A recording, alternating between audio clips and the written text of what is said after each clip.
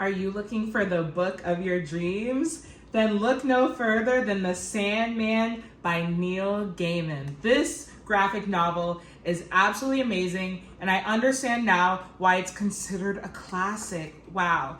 I read the first volume of this series called Preludes and Nocturnes, and when I tell you it's literally one of the best graphic novels I have ever read. I haven't read that many, but it definitely is one of the best. I will say though that Saga is still my favorite graphic novel, but this one definitely has a warm spot in my heart now, and I definitely will be reading the rest of this series. Let me know if you want a review on the rest of this series or you're good just with this. And I won't continue to post these, but I just wanted to share a little bit of it with you because it's so good. Basically it starts off in England in a sort of cult atmosphere, and there's this basically a cult group, and they're trying to capture death. However, they don't capture death. Instead, they capture the Sandman, who basically controls the dream world, and then all hell breaks loose. It is such a good novel. I will say that if you love Neil Gaiman and you love how he deals with a hero's journey, you're gonna love this book. Just like American Gods, this book is about someone who's starting life over after a long period of time, which I really enjoy, and I think that is definitely Neil Gaiman's strength. In this book, however, it's just the Sandman, and his sister is Death. And I also will say I absolutely love the personification of Death in this, because Death, is usually seen as some old wizened man or a skeleton, something just supernatural, not human.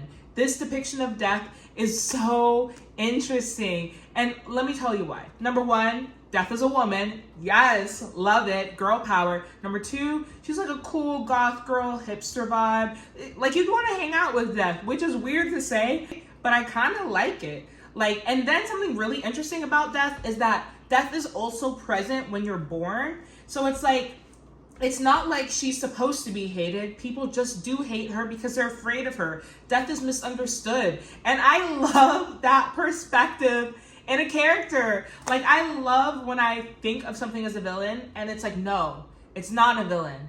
You're just misunderstood. That's why everyone loves Wicked, right? Same principle. But yeah, this book is absolutely amazing for that.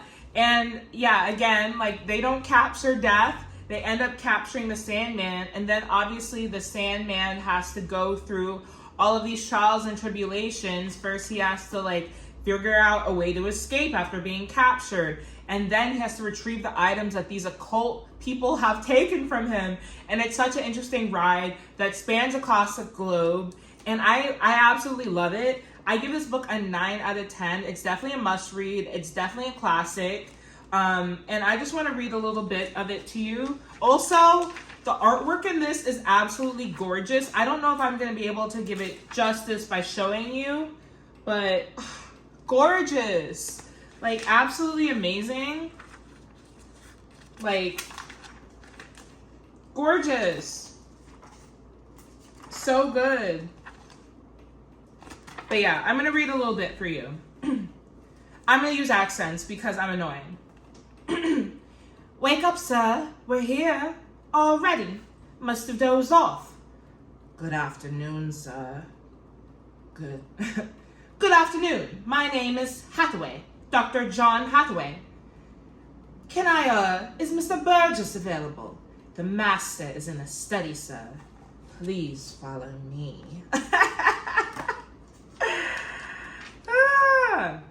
Dr. Hathaway, with an unexpected surprise. Please take a seat. Compton, some tea for our guests. So, I take it that you have reconsidered. After our meeting at the museum, I know what I said, but my son, Edmund. I got a telegram from my son this morning. His destroyer was sunk last week off Jutland. He's dead. I brought you the book. I had to. If you were telling me was true, and it is true, isn't it? About death? Quite true, Dr. Hathaway. The Magdalene Grimoire was all the order needed. We can hold the ceremony at the next full moon. And then no one need to die ever again. So beautiful, so interesting, so intriguing. There's so many more storylines, but I do not want to spoil it for you because I know that's going to be a treat for you guys to read it. And like when I tell you that this is hands down one of the best graphic novels that I've read, I'm not exaggerating with you. You should definitely let me know what you think in the comments because I just want other people's opinions on it.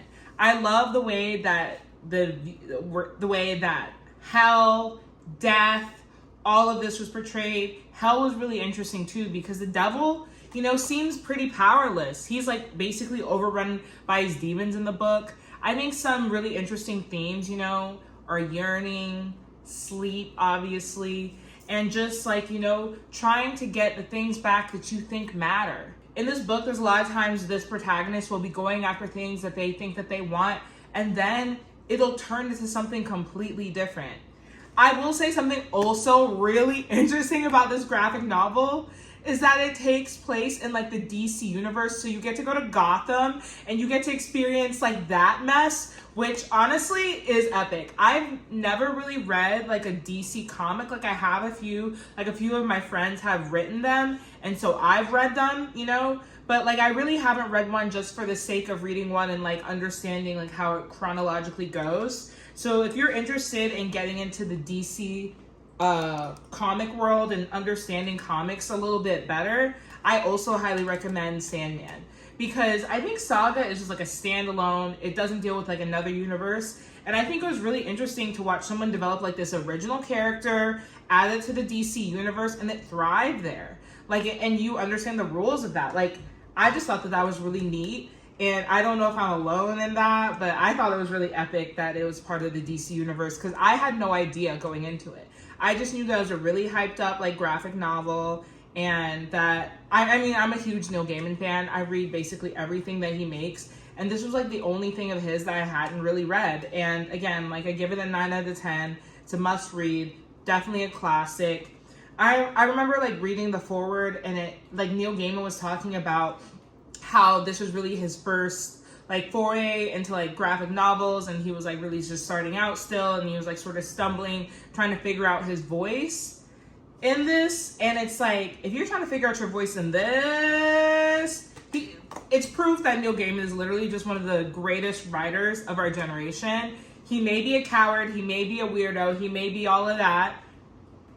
I mean, he is a male writer after all. Male writers aren't known for not being cowards, but he can write. The man can write. And this is just a testament to that. So one more thing I will say about Neil Gaiman is that if you're a fantasy writer, if you want to be a fantasy writer one day, you have to read Neil Gaiman. And if you don't like reading, I say start with The Sandman because it is definitely like a master class in fantasy writing. He is hands down the best fantasy writer alive today.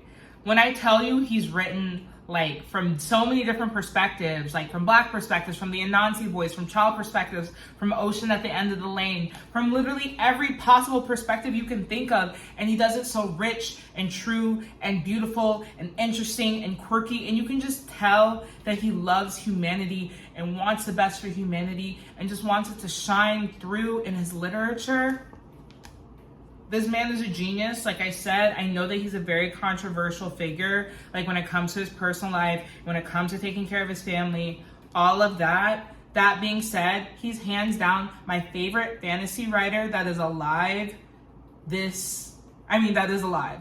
Haruki Murakami is my favorite writer, hands down. And he does like more like sci-fi, I'll say, coming of age. Neil Gaiman, hands down. Like people talk about Game of Thrones. Game of Thrones is great. George R. R. Martin did a disservice by not finishing those novels. Like doing that was insane to me. Like not finishing Game of Thrones is actually insane. Like just leaving someone hanging is insane when it's like not just death. Like he is fully alive, updating his baseball blog and not finishing his series.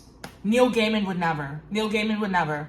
This is why Neil Gaiman's my favorite. And this is why you need to check out the Sandman and support prolific, real artists. And don't eat them alive just because they're cowards. Because it's like, what do you think a male artist is going to be like? Male artists are cowards. But it doesn't mean that you can't enjoy their work and you can't love it. And when I meet Neil Gaiman, he might be like, aren't you that bitch that called me a coward? And I'll be like, no, I'm that bitch that called you the greatest fantasy writer living.